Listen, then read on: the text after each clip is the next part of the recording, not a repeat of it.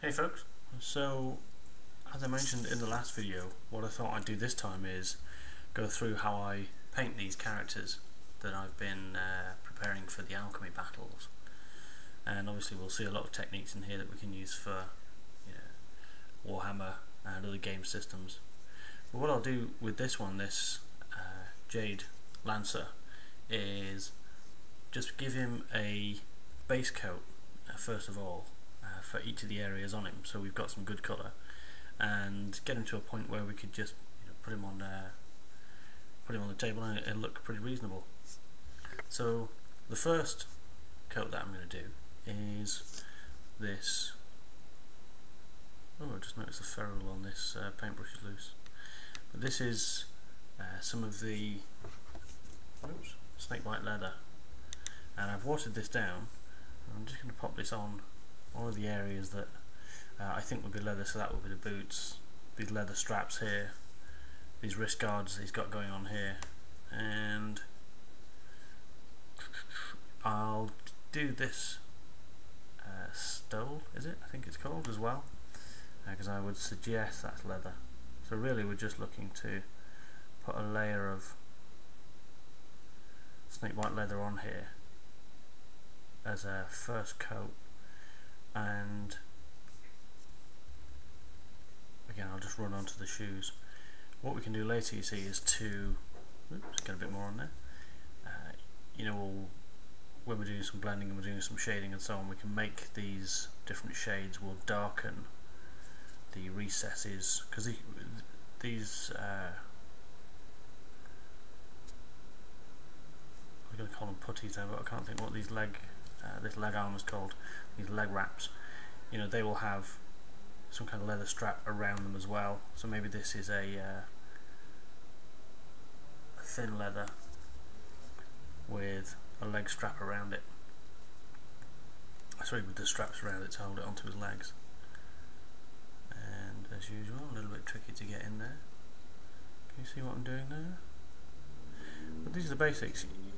What you'll need to do is probably put 1 or 2 layers of the base coat on, just to get the level of depth that you want, the evenness of colour as well, and then go over it again later on. This is the first time I've used this camera to paint, by the way, so bear with me. If I go off camera, I can see it on the computer opposite me, which is pretty good. This camera I'm using I bought today. It's the Microsoft LifeCam. LifeCam? Is that right? Yeah, LifeCam Cinema.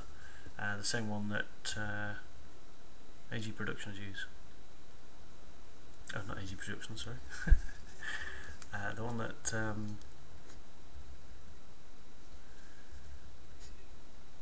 God, brain's gone. Awesome Paint Jobs. I was trying to think of his name, but Awesome Paint Jobs recommended this camera, and yeah, it's pretty good. I mean, you can get right in here and see what's going on. It's quite incredible, really. As I will. I'm about 4 centimeters away from the model here with the camera. Actual fact. So as I say, as I use this camera more, I'll make sure I get the angles right and so on. Crikey, this is a little bit hard to get into from this angle. Which you can keep seeing. So this is just snake white leather, and again it's just covering up all of the areas that I believe are leather. Now, one of the things, a little bit over there, with model painting is you do kind of discover the model as you go. You change your opinion of what you think you're seeing, I guess, is the key. So I'll finish this off, the leather parts here, and come back in a second. So now what I need to do is make sure this, I think it's called a stole, is painted as well, because I'm assuming that he's wearing linen, but all of these other pieces are leather, a bit like a sort of leg guard in medieval armour, where they've got leather over the legs and so on. I feel I might need to change my brush as well. So let me just get in there. And again, one of the things is, don't panic when you're putting the base coats on about getting everything perfect, because you are going to go over things 2 or 3 times, so you can touch up these areas. And because you're going to put shades in edges and highlights on raised areas and so on, you will essentially repaint areas anyway. So I say, don't read too much about perfection at this point. And I've got a feeling this paint's going to dry out on me, so I'll need to mix up some more. I don't use any flow aid or anything like that, by the way, or drying retarder. I just use water when I'm painting. So to keep better focus, if I put my hand behind it, let's see if that works. And yeah, so where's that piece going?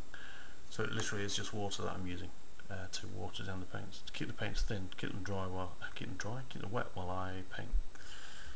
I'm not too convinced about that line. I'll have to see where that goes. That's what I mean about discovering the piece, especially when you've just painted them white like this, on the undercoat. Makes it really hard to see. You can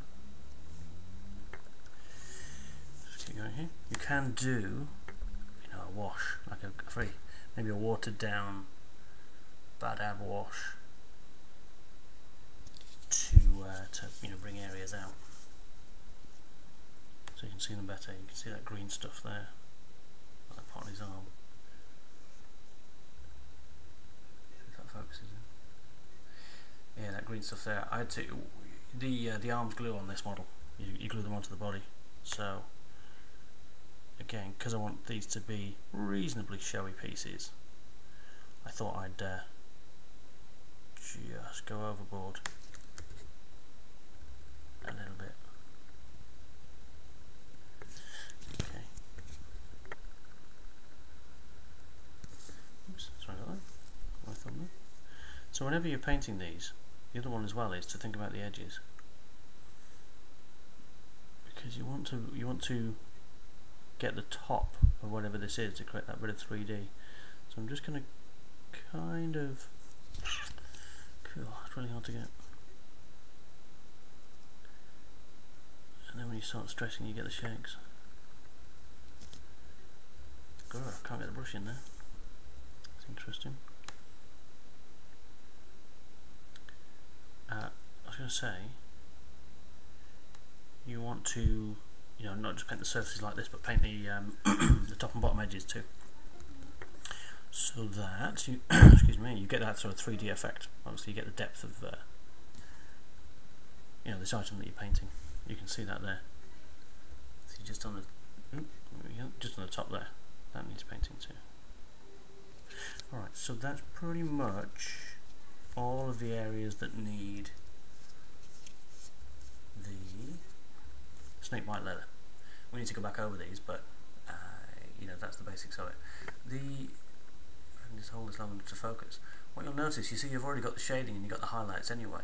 A really good way to cheat with this, whenever you're doing leather, is things like this, where you've got the high area of the the boot in this case, and then the darker areas here, because you've thinned the paint down, you're essentially doing a wash over white, and you get the highlights and lowlights. So I've got some D&D figures where they've got backpacks and so on, and that was all I did. I just painted them like that. It looked pretty good. Okay, so on to the next stage. The next stage then is to paint all of this robe that he's got on here, and to do that I'm going to use bleached bone, but really highlighted, probably about 1/3 with skull white. I'll come back onto that in a second.